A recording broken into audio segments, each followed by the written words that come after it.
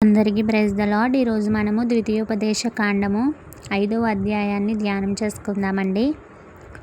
మోషే ఇశ్రాయేలీయులందరినీ పిలిపించి ఇట్లా ఇశ్రాయేలీయులారా, నేను మీ వినికిడిలో నేడు చెప్పుచున్న కట్టడలను విధులను విని వాటిని నేర్చుకొని వాటిని అనుసరించి నడువుడి. మన దేవుడైన యెహోవా హోరేబులో మనతో నిబంధన చేసెను. యెహోవా తన పితరులతో కాదు, నేడు ఇక్కడ సజీవులమై ఉన్న మనతోనే ఈ నిబంధన చేసెను. యెహోవా ఆ కొండ మీద అగ్ని మధ్యలో నుండి ముఖాముఖిగా మీతో మాట్లాడగా మీరు ఆ అగ్నికి భయపడి ఆ కొండ ఎక్కలేదు. గనుక యెహోవా మాట మీకు తెలియచేయుటకు నేను యెహోవాకును మీకును మధ్యన నిలిచియుండగా యెహోవా ఇలాగున సెలవిచ్చెను. దాసుల గృహమైన ఐగుప్తు దేశంలో నుండి నిన్ను రప్పించిన నీ దేవుడైన యెహోవాను నేనే. నేను తప్ప వేరొక దేవుడు నీకుండకూడదు. పైనున్న ఆకాశమందే కానీ, క్రిందనున్న భూమి అందే కానీ, భూమి కిందనున్న నేలయందే కానీ యుండు దేని పోలికనైనను విగ్రహమునైనను చేసుకొనకూడదు. వాటికి నమస్కరింపకూడదు, వాటిని పూజింపకూడదు. నీ దేవుడనైన యెహోవాయగు నేను రోషము గల దేవుడను. నన్ను ద్వేషించు వారి విషయములో 3-4 తరముల వరకు తండ్రుల దోషమును కుమారుల మీదికి రప్పించుచు నన్ను ప్రేమించి నా ఆజ్ఞలను గైకొను వారి విషయములో 1000 తరముల వరకు కరుణించువాడనై ఉన్నాను.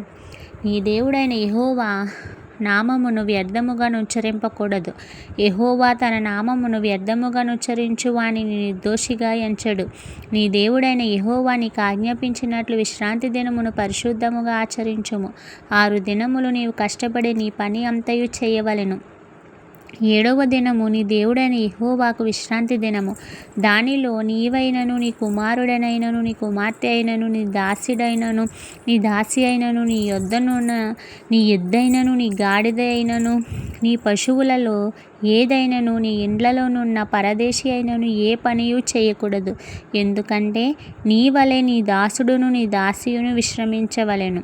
నీవు ఐగుప్తు దేశమందు దాసుడువై ఉన్నప్పుడు నీ దేవుడైన యెహోవా బాహుబలము చేతను చాచిన చేతి చేతను నిన్ను అక్కడి నుండి రప్పించెనని జ్ఞాపకం చేసుకొనుము. అందుచేతను విశ్రాంతి దినమును ఆచరింపవలెనని నీ దేవుడైన యెహోవా నీకు ఆజ్ఞాపించెను. నీ దేవుడైన యెహోవా నీకు అనుగ్రహించు దేశములో నీవు దీర్ఘాయుష్మంతుడవై నీకు క్షేమమగునట్లు నీ దేవుడైన యెహోవా నీకు ఆజ్ఞాపించినలాగున నీ తండ్రిని నీ తల్లిని సన్మానింపుము. నరహత్య చేయకూడదు, వ్యభిచరింపకూడదు, దొంగలికూడదు, నీ పొరుగువాని మీద అబద్ధ సాక్ష్యము పలకకూడదు, నీ పొరుగువాని భార్యను ఆశింపకూడదు, నీ పొరుగువాని ఇంటినైనను వాని పొలంలోనైనను వాని దాసునినైనను వాని దాసి అయినను వాని ఎద్దైనను వాని గాడిదనైనను నీ పొరుగువానిదగు దేనినైనను ఆశింపకూడదు. ఈ మాటలను యెహోవా ఆ పర్వతము మీద అగ్ని మేఘ గాఢాంధకారముల మధ్య నుండి గొప్ప స్వరముతో మీ సమాజమంతటితో చెప్పి 2 రాతి పలకల మీద వాటిని వ్రాసి నాకు ఇచ్చెను. ఆయన మరేమియూ చెప్పలేదు. మరియు ఆ పర్వతము అగ్ని వలన మండుచున్నప్పుడు ఆ చీకటి మధ్య నుండి ఆ స్వరము విని మీరు అనగా మీ గోత్రముల ప్రధానులను మీ పెద్దలను నా యొద్దకు వచ్చి మన దేవుడైన యెహోవా తన ఘనతను మహాత్మ్యమును మాకు చూపించెను. అగ్ని మధ్య నుండి ఆయన స్వరమును వింటిమి. దేవుడు నరులతో మాట్లాడినను వారు బ్రతుకుదురని నేడు తెలుసుకొంటిమి. కాబట్టి మేము చావనేలా? ఈ గొప్ప అగ్ని మమ్మను దహించును. మేము మన దేవుడైన యెహోవా స్వరము ఇక వినిన ఎడల చనిపోవుదుము. మా వలె సమస్త శరీరులలో మరి ఎవడు సజీవుడైన దేవుని స్వరము అగ్ని మధ్య నుండి పలుకుట విని బ్రతికెను? నీవే సమీపించి మన దేవుడైన యెహోవా చెప్పినది యావత్తు వినుము. అప్పుడు మన దేవుడైన యెహోవా నీతో చెప్పినది యావత్తు నీవే మాతో చెప్పిన ఎడల మేము విని దాన్ని గైకొందుమని చెప్పితిరి. మీరు నాతో మాట్లాడినప్పుడు యెహోవా మీ మాటలు వినెను. అప్పుడు యెహోవా నాతో ఇలాగ సెలవిచ్చెను. ఈ జనులు నీతో చెప్పిన మాటలు నేను వినియున్నాను.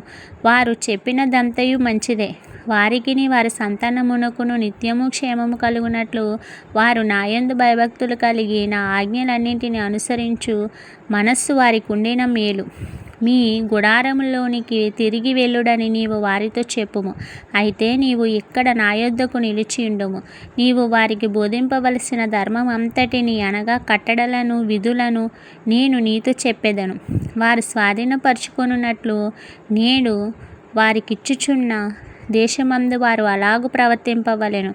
కాబట్టి మీరు కుడికే గాని ఎడమకే గాని తిరగక మీ దేవుడైన యెహోవా ఆజ్ఞాపించినట్లు చేయుటకు జాగ్రత్త పడవలెను. మీరు స్వాధీనపరచుకొనబోవు దేశములో మీరు జీవించుచు మేలు కలిగి దీర్ఘాయుష్మంతులగునట్లు మీ దేవుడైన యెహోవా మీకు ఆజ్ఞాపించిన మార్గములన్నింటిలో నడుచుకొనవలెను. ఇంతటితో ఈ పరిశుద్ధ వాక్యము మనలందరినీ దీవించి ఆశీర్వదించునుగాక. ఆమేన్.